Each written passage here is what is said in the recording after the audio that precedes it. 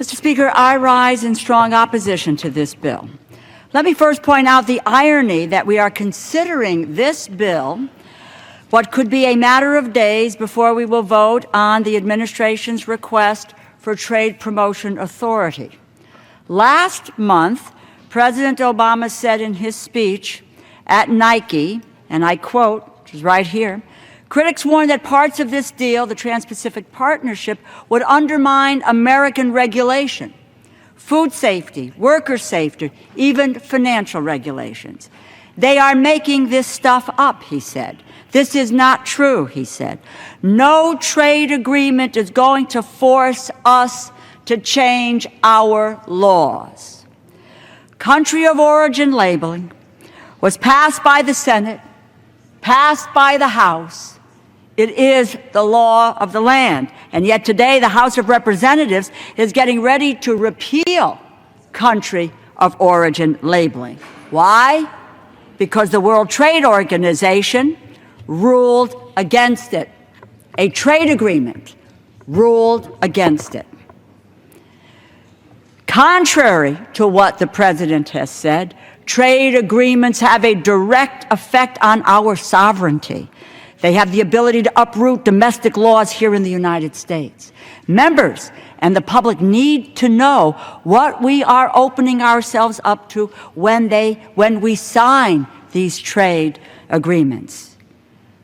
Literally no area of United States law is safe. Food safety, drug safety, consumer protection, environmental protection, health care, labor rights, Dodd-Frank, even the minimum wage.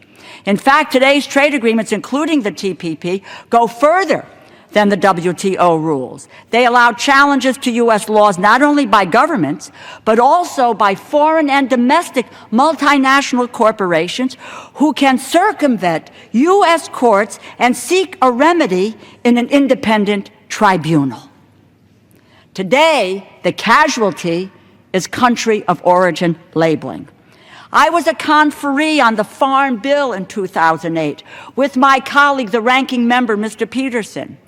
I helped to work to author the language that expanded the country of origin labeling. I have worked on this issue for many years as a member and a former chair of the Agricultural Appropriations Committee. I am proud of that record. People deserve to know where their food comes from. American farmers and ranchers deserve the opportunity to distinguish their products. It is an economic truism that complete and accurate information is one of the cornerstones of a free market. More than a decade of polling data proves that American consumers consistently and overwhelmingly want country of origin labeling, and frequently by majorities of more than 90%. The World Trade Organization itself has repeatedly ruled provision of information to consumers to be a legitimate goal for domestic regulations. In light of that ruling, I agree that we should seek to protect American exporters by avoiding retaliatory sanctions. But that has not yet become necessary. It has been less than a week since Canada and Mexico filed their retaliatory tariff requests. The WTO dispute settlement body will not consider it for another week. We do not know whether retaliation will be approved.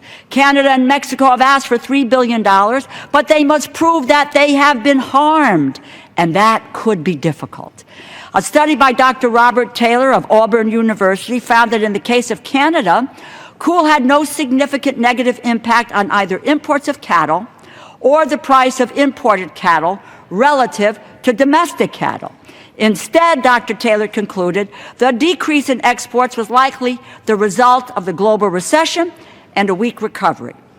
Even if harm is found and retaliation is approved, it will probably not go into effect for several months.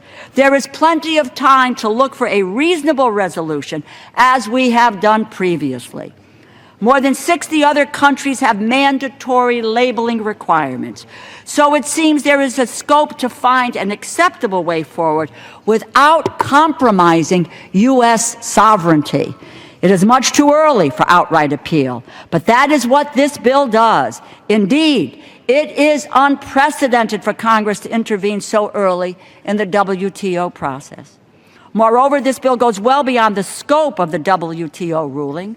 It would repeal country of origin labeling on chicken, which is not addressed in the ruling, and on ground beef and ground pork, which the tribunal explicitly found compliant. Why are we rushing to judgment on this issue?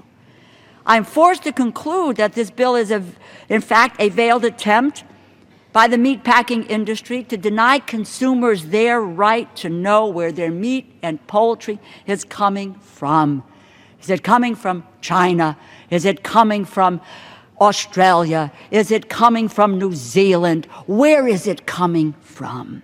Earlier this week, a broad coalition of 283 agricultural organizations wrote to Chairman Conaway and to Ranking Member Peterson, urging them to reject the repeal of country of origin labeling.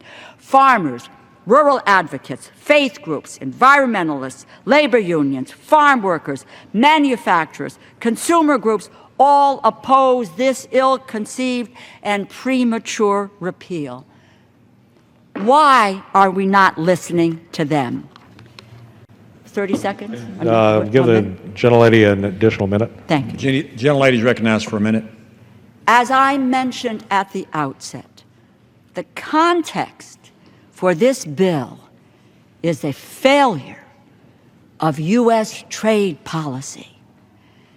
The administration tells us that trade agreements do not alter domestic laws. Clearly, this is false.